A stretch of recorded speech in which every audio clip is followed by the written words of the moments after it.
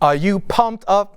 I know you are. Please use that energy to introduce our next panel, where moderator Leila Ramirez talks to 4 up-and-coming Amazon leaders who have found that changing direction while inside the organization helps diversify strengths and likely serves as an impetus for opportunity and advancement. Please welcome Leila along with panelists Jodine Gordon, Program Manager for Worldwide Books, Toya Lofton, Sales Manager, Charlene Ikobo, Head of Sales and Business Development, and Dwayne White, Senior Hardware Manager, to the stage as they take inventory of the Aspiring Leaders Toolkit.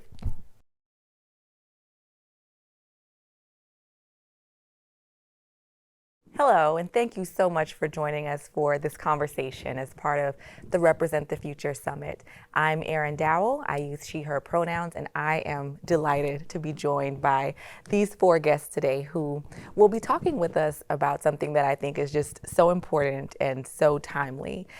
This has been truly an unprecedented year and change. We've all had to navigate a lot of different changes and developments during a pandemic while also trying to advance our professional trajectory. And so I'm so honored to be joined by these up-and-coming leaders at Amazon. And so without further ado, I would love for each of you to just take a moment to introduce yourselves and your titles at Amazon. I'm Jodine Gordon. I'm the program manager for the Worldwide Books and Kindle Content org, and I help drive the business planning process there and incubate burgeoning ideas and products. I'm Charlene Okibo. I have been at Amazon a little over 5 years, and my official title is Head of Sales and Business Development, and I lead the Black Business Accelerator, which is a new program that is intended to build generational wealth for Black sellers within our Amazon stores. Hi, I'm Toya Lofton. I've been at Amazon 8 years, and I manage the sales team for specialist workloads like Microsoft here on the West Coast. Hi, I'm Dwayne White. I'm a senior hardware manager in Lab 126. I've been at Amazon 7 years, and at Lab 126 we primarily work on the Echo and Fire TV devices that are vastly out there, so it's my pleasure to be here today. You come from 2 very interesting initiatives or programs. One is internal to Amazon, and one is a function of an external org. So that internal program is RISE, correct? So I'd love for one of our RISE alum to just tell us what RISE is. RISE is for Black leaders at Amazon to engage with senior leadership.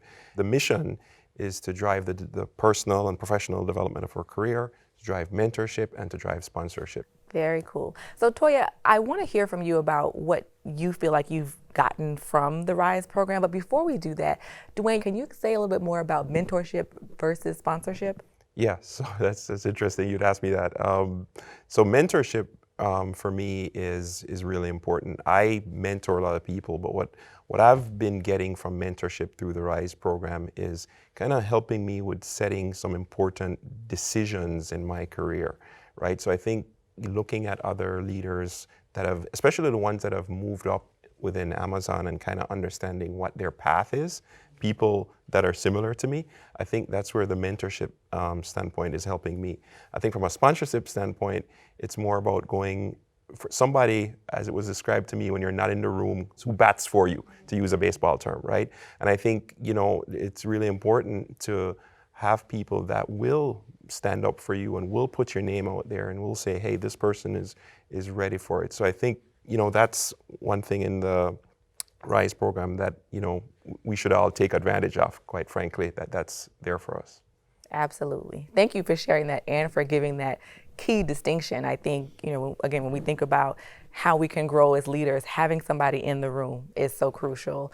So Toya, can you say a little bit about what you feel that you've gotten from that experience? One of the most valuable experiences has been sharing with my colleagues some of the challenges that I may be facing at work, and having a group think, a room with 4 or 5 folks who are also leaders who can go through those challenges, come up with think big ideas to help address them and get through those challenges, along with just hearing from others what some of the challenges that they're having are, what those challenges are, and then being able to similarly address them with my team.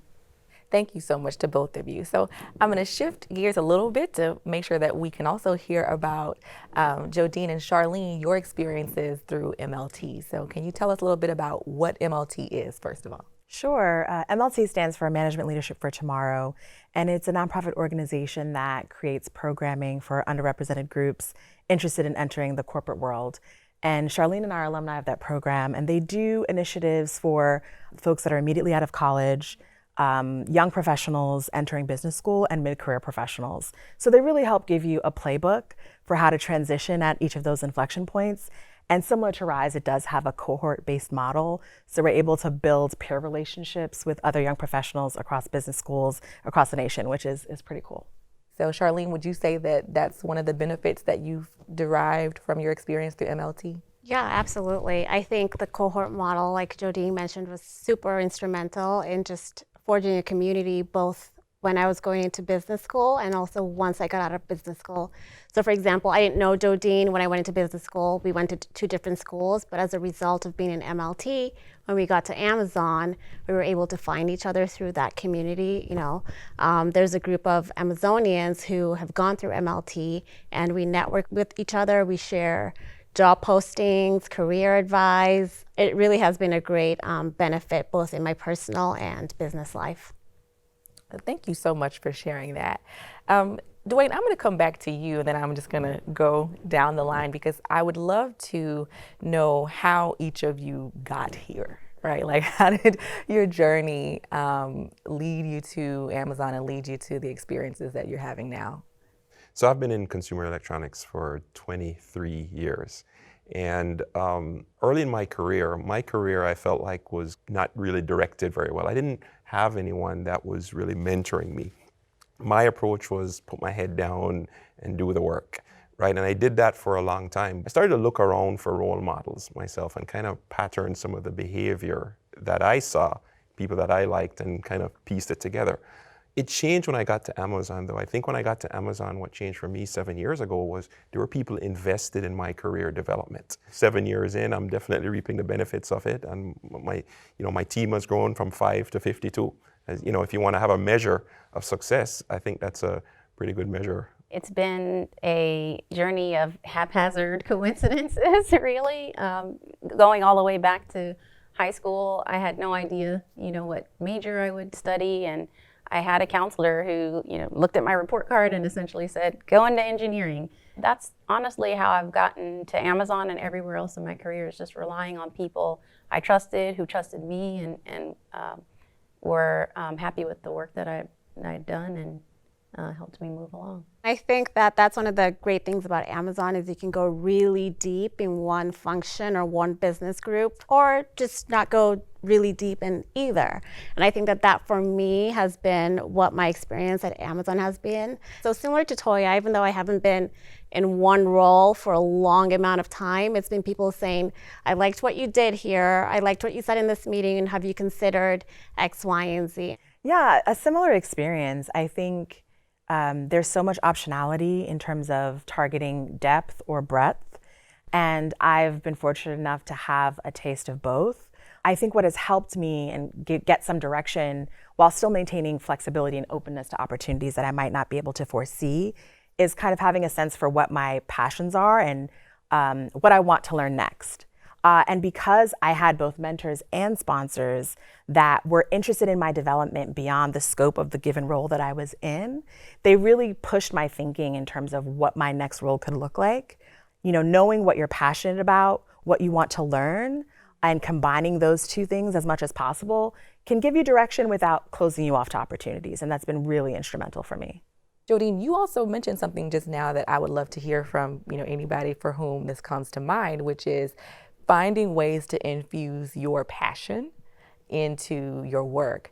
And I know that that's always not something that we're thinking about, right? I know from a personal perspective, sometimes I've made my work decisions like, well, I need a check. So, I'm going to choose this role or I'm going to take this opportunity. But I think when you talk about longevity and like building your identity and your brand as a leader, you probably you have to prioritize that passion. So I'd love to hear from any of you about ways that you have found to just build in that passion as you are seeking out your next role or in your current roles. Yeah, I think in my current role, given my history of, one of the things I said when I was younger was, I want to make sure I'm developing people. I feel like I mentioned it, I feel like I wasn't developed well. And it's something I take very seriously with my team. Having a lot of people, it's kind of hard to do that, right? But I think my passion for developing other people is I want to see them shine, right? I want to see them shine in their current role at Amazon. I want to see them shine. They've gone to other roles and see that. So I have a passion for that. I know it's probably unique, right, in terms of looking at others and more so not my career. But I think one of the things I realize is Amazon is such a big place. They can go on and do, I consider them like my students sometimes as a teacher, right? If I see that you go into someone going to a product management role and they're shining in that role, I take a lot of pride in that and seeing. And sometimes, as much as I hate it, seeing people leave Amazon, right, and develop really well. I take a lot of pride in that. I tell people all the time, I'm invested in your career while you're in my team, but I'm really invested beyond that. And that's a passion of mine, and I've been able to realize that here at Amazon, especially being able to impact a large number of people over the years that I've been here. That's a good passion to have, pouring into others. Anybody else want to share ways that y'all have found ways to fold in your passion to your work? Well, I don't code anymore, but I'm definitely passionate about it. I have, on occasion, even as a program manager, tried to stay connected to the technology by building demos for customers that, low pressure environment because it's a demonstration, not necessarily going into production systems, but that's one way I've been able to stay connected to technology, even though I've transitioned to program manager and then sales manager roles. You have to keep tinkering in the background with the stuff you like and find a way to make it useful in your environment. Yeah, I think for me, it's not so much passion, but maybe interests. I've only taken roles where I either found the product to be interesting or the function to be interesting. So for example, when I was in the luxury beauty team, I was able to do really well in that category because I was generally interested in like staying on top of the business. And I think that when you have innate interest in what you're doing, it builds intellectual curiosity. So when you're, on a Saturday night, you're looking up like, oh, what are the trends in this industry or what's happening? What are the forecasts saying for a year out or 2 years out, because you have that innate curiosity and that interest. But I do hope that one day I'm able to infuse my passion with my work. But right now I'm happy to, be at the interest level. I think that's a good one, right? Like sometimes it's always not, right there in front of you. Yeah. And so the interest route, I think, is a really great one to take. Several of you have mentioned this idea that I think gets at your personal brand, right? Maybe you didn't come out and say like my brand or who I am as an employer or a leader, but I'm hearing it when you say things like people remembered me or they tapped me for a role, right? So in my mind, that says they're associating your brand with this next opportunity or this next step. So if you had to think about it, how have you built that personal brand? And I think this is an important question because we're in this age of social media, and a lot of times we think about branding as this very like in your face, right, thing, but it's often not that, especially as professionals and as leaders. Sometimes it's very subtle. So how have you found success in building your personal brand? I think a part of it is knowing yourself and knowing your strengths and finding opportunities to build on those strengths. So for me, Charlene was talking about curiosity. I kind of took inventory to understand, when am I at my best? When do I do my best work? And how can I create those conditions for me to be successful? So I am a very curious person. I love the idea of invention, doing things that haven't been done before or solving a unique problem. And so when there were opportunities to pitch a new idea to the business, I jumped at the chance. Or if I was a little bit nervous about, taking on new responsibility or pitching a new idea, I confided in a mentor or a manager to kind of gut check how to approach it. And I think that really helped me kind of be known throughout the org as someone that, has ideas, as someone that isn't afraid to be wrong, can kind of throw things against the wall and see what happens. And there was an opportunity to pitch a new product idea, and it ended up getting approved and funded. And now I'm working on it as a part of my role. But without the encouragement of my mentors and sponsors, I probably would have never taken that leap. So I think that's something I would probably do differently, be a bit bolder, take calculated risks. And I think a part of it is just, it's okay to take a risk and it not work out, as long as you have clear success criteria that everyone has aligned on, like this is what success looks like. And if it doesn't work, you move on to the next thing. That's how Amazon became Amazon. So putting yourself out there and knowing yourself and creating opportunities to work on your strengths, I say, is one way to build a brand. Yeah. I think that's actually one of my personal and professional goals for this year, is like have a clear professional brand for myself. I think I'm still working there, but one of the great things about Amazon is that they let you know what you're good at through the leadership principles, through the feedback, the feedback cycles. And I think as I think through my previous assessments, it's, she gets things done. She indexes very high on ownership. Give her a task to do and it's done, not only correctly, but it's on time, and it's like, I wouldn't say flawless execution, but like executed well. So I do think that could be my brand within Amazon, is just indexing very high on ownership and dives deep and insisting on higher standards.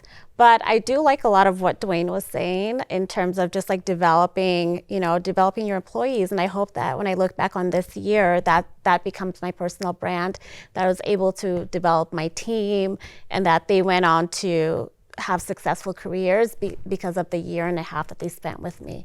Whether it's like helping them with their writing, Amazon's really big, it's a big writing culture. Whether it's helping them with, their delivery in their weekly business reviews, just really taking time to develop the team. I think that I want to be known as a manager that builds personnel that just raise the bar in every category. So I'm inspired by what you do, Dwayne. Bravo. Toya, how about you? Sure. One of the projects I worked on early on gave me an opportunity to work with a customer who was, doing something new. They were migrating all of their applications to the cloud. And I remember being in an executive discussion, and I don't recall who the person was that said it, but I remember them saying, at Amazon, if you see a problem, you're the owner until you find the rightful owner, until you find a new one.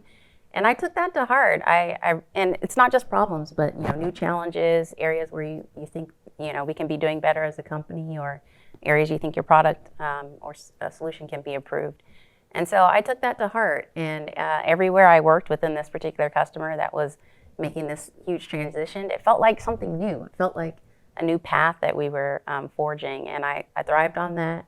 I owned both the challenges and the successes, and helped the customer present new ideas to us where we could build new products and services that could support their journey. And I think I just built a brand around hustling to help that customer get their needs met. We ended up shipping over 100 products, services, and features to support them. And I built this brand as a customer solutions manager that would get out there and help a customer make the migration that they needed to support their business goals. So I think it's just, the work that you do ends up speaking for itself. It speaks to others around you. They end up pulling you in to do new things. And that's one of the things I enjoy about being at Amazon. It's the path may not be well worn where you go, because we are experimenting and we are doing new things, but it gives you a chance to see what you're made of. Are you that owner? Are you going to own that business, that challenge, that problem or new idea? Thank you, Toya. And to you, Yeah, I Dwayne. think I'll index off the leadership principles as well. I think my personal brand is around earning trust, delivering results, ownership. When I look at a lot of the cross-functional teams that I interact with in a hardware role, product design, as I call it, is kind of the center of the universe.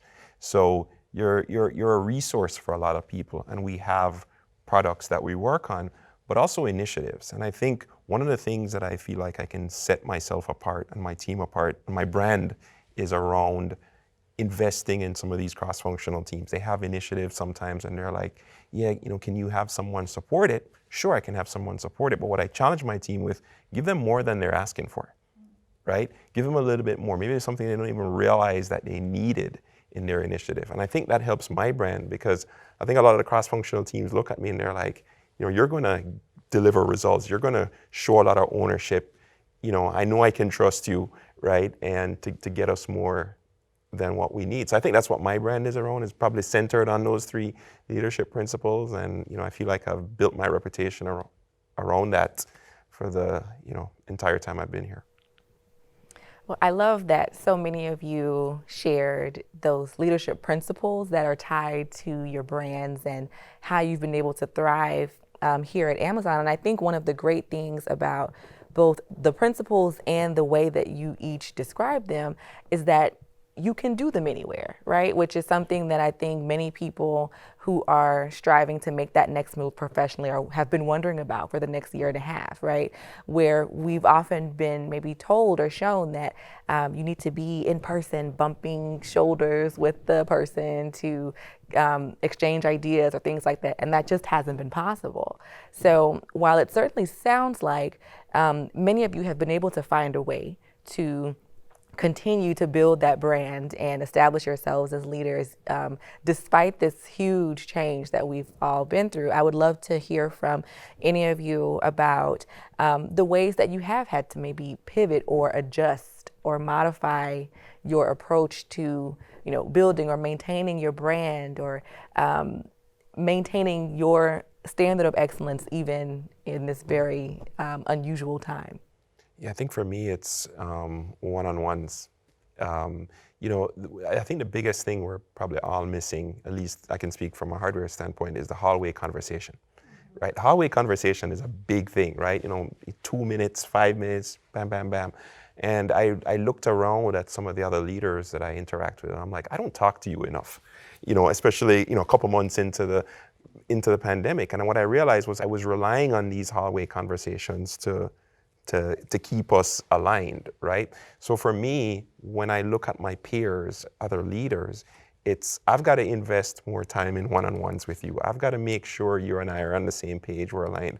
What are your concerns? What are my concerns? And make sure that we're addressing that, because that's been the biggest adjustment for me, is just, not having that, sporadic time with people and really having to schedule time with people. And you still have all the other work you've got to do, right? So you got to prioritize it and say, okay, I have all these meetings, I'm going to fit something in here, and it maybe translates to a longer day, but you've got to invest in it. That's a great suggestion, and I appreciate that honesty, right? Which is that this is something that you had to add to your work, and sometimes that can be challenging from a time standpoint. And so yeah, I think that's a really good one. Anybody else want to share the ways that you have, I don't want to say pivot, because I think so much of what you all have done is something that is consistent across times and circumstances, but ways that you've had to maybe fold in some of these other practices. I think Dwayne hit the nail on the head. It's really about being intentional and scheduling those one-on-ones, because the hallway conversations are not happening, the elevator conversations, the happy hour. Amazon's very big on happy hours. Like every Thursday, you'll see people outside, the watering holes, like congregating as teams, as orgs. So I've definitely missed that, but we've pivoted and moved that online. And even though, virtual happy hour doesn't sound that fun, I think my team has been really creative. We bring games into it. We recently had a virtual baby shower, which was actually really fun. So I just think that we've all had to be creative and find ways to maintain those relationships virtually. I think that's another good one. So not just making the time, but then finding ways to be creative about it and figuring out how to make it meaningful. Because I think there's an element of burnout, right? On the, you can only do so many Zoom catch-ups and things like that. But I appreciate that note of just adding a level of creativity to it. Kind of like what you were saying earlier, Jodine, about infusing your passion or finding ways to keep this, interesting and challenging. So, Toya, Jodine, care to share ways that you maybe have had to adjust your approach of building your brand during the pandemic? Yeah, I thought of something when you mentioned burnout. I think, two things. I think it's important to over communicate, but use a mechanism that kind of aligns with what works best for you and your stakeholders. So I like to understand how the people I'm working with like to be communicated with. Do they like, instant messages? Do they like emails? Do they like, a quick ad hoc 10-minute sync? I think it can really help to create those organic moments, even if they have to be scheduled. There might be, I have a couple partners that don't mind if I send them an instant message, do you have 5 minutes just to clarify this point? Or it might be taking an extra 5 minutes after a meeting to send a note to highlight the decisions that were made and the key takeaways and next steps. So kind of being a little bit agile, but understanding, what people's preferences are and trying to reduce the likelihood of burnout so that there can be, fruitful conversations outside of a really formal setting.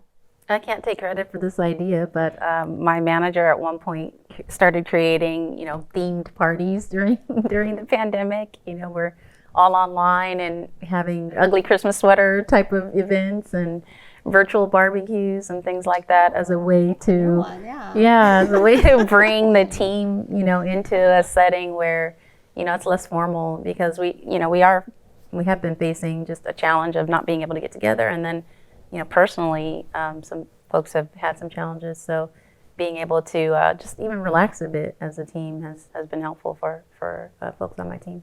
I think these are all really good ideas, and the thing that strikes me about all of them is that again, pandemic or no pandemic, they are truly like kind of these measures of inclusion that, I wish that we could really make sure that we're taking with us, right? So like Jodine, to your point, taking the time to learn people's communication styles and meeting them where they are. And Dwayne, to your point about, in making time to invest in people on a one-on-one basis. I think it really speaks to a culture of inclusion that each of us is really working hard to build, again, regardless of what may be going on around us. So I think that's something that's really special about this environment. So with that, I would love to hear from each of you. You've already shared so many things that I consider to be tools, right, in these toolkits for aspiring leaders, whether it's knowing the difference between sponsorship and mentorship and making sure that you're seeking those things out, identifying those things about yourself as your personal brand. So the generator of big ideas, the executor, the hustler, the builder of people, right? Each of those things, I think, is a powerful tool that folks can, really use as a takeaway. So I would love to just take a moment to hear just any other actionable takeaways that you would have for people who are kind of at that crossroads in their career journeys, who are wondering what the next step is, and wondering where there might be a place for them. So, Dwayne, I'll start with you. Sure. Well, one crossroad, which we talked about before, was coming out of college, right? I think that's a huge one, right? You come out of college, you're like, I need a job, I need to make money, I went to school, I did this, right? And I should get a job in this.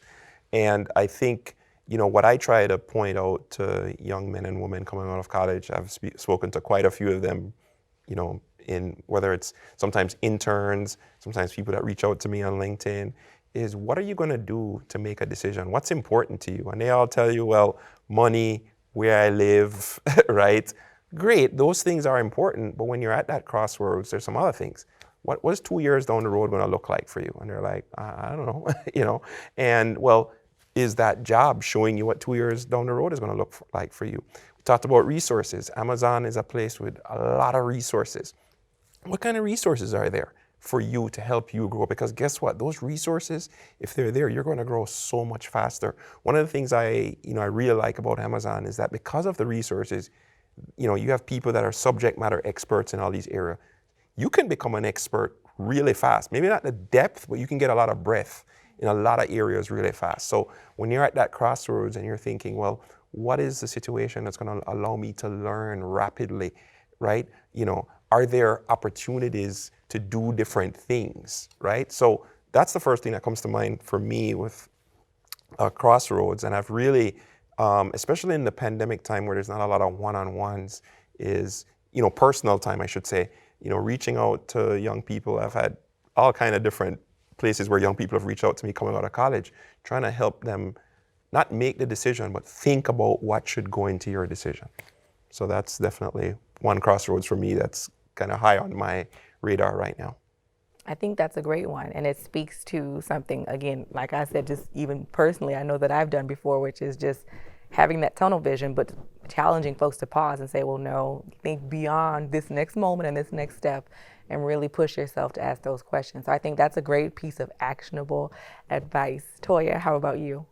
Whenever I think about a career move or a change, I consult leaders, folks that I trust, individuals that are already doing that particular job or have made a similar transition. So I definitely rely on my network to help me understand the ins and outs of a new opportunity and whether or not they believe I'm a good fit for that. So I think that speaks to the importance of, you know, just building a network and having the conversations about where you want to go at some point, so that, you know, if a new opportunity comes along, individuals have you in mind because you've kind of stated what your goals are and what your interests are, as broadly as you can within your organization or partners that you work with, or even in some cases your customers. You know, sometimes life doesn't give you your top choice, but even with that, I do think that there's a learning opportunity in that. So I'll give you an example. When I graduated from college, you know, you have all these loans and you're like, oh, I went to the school, I'm expected to go do X, Y, and Z. So I was working in financial services and I was like, woo, this is not for me. Not a good personality fit. But what can you learn from where you are and what can you add to your toolkit that can make you a better employee, a better person in your next role? So I was there for 2 years because I was able to learn certain things that I wanted to add to my toolkit, primarily just financial services and like P&L management, which, you know, 7 years later when I was at Amazon came back to be helpful, super purposeful. So I think that regardless of where you end up, you know, sometimes you may not get your top choice or your second choice, may not even get your third choice, but even as you're sitting in your first choice, be intentional about what you're learning and what you want to take away and make sure that you're adding those things to your toolkit, because you never know when they'll, you know, turn out to be super helpful in your next role. I think that's really helpful, especially because, you know, many of us, the reality is, are not going to land at our top choice or, you know, end up exactly where we thought we'd be. But I think, Jodine, you mentioned this earlier, you know, the varied experiences that you've had on your resume, you know, have likely made you who you are today, this, you know, creator of big ideas and this fearless leader in your space. So what's your tool for this toolkit? Thanks. I don't know that I'm fearless. But, you know, you sit with the fear and keep going. I think one of the other skills that I think is really important that has helped me a lot is knowing how to build and maintain relationships, both with peers, both with leaders, mentors. I remember coming out of college, I had no idea how to network. You know, when people say build a network, what does that even mean? How do you do that? I didn't know what an informational chat was. MLT taught me that. You know, how do you reach out to people, sometimes cold, sometimes with a warm introduction, learn from their experience and, you know, find points of organic connection that can sustain a meaningful relationship moving forward. I think, you know, doing research, asking, you know, interesting questions about their experience and what that might teach you about your next steps, asking for feedback on how you're thinking about your experience and how you're thinking about what to do next. And then, really important, closing the loop. I've had, you know, several people, you know, ask for an informational chat, and I always wonder what happened to that person. You know, we actually want to know, you know, where you end up, and we'd love to follow along on the journey. And so that's something that I'm really intentional about. Whenever I connect with someone, I follow up and say, this is what I'm doing now. This is how I, use your feedback. And, also thinking about what can you provide? As someone that's younger in your career, it can be easy to think, well, I have nothing to offer. But you'd be surprised, you see an article that is relevant to their domain expertise or their line of business, you send it to them, you check in just to see how they're doing.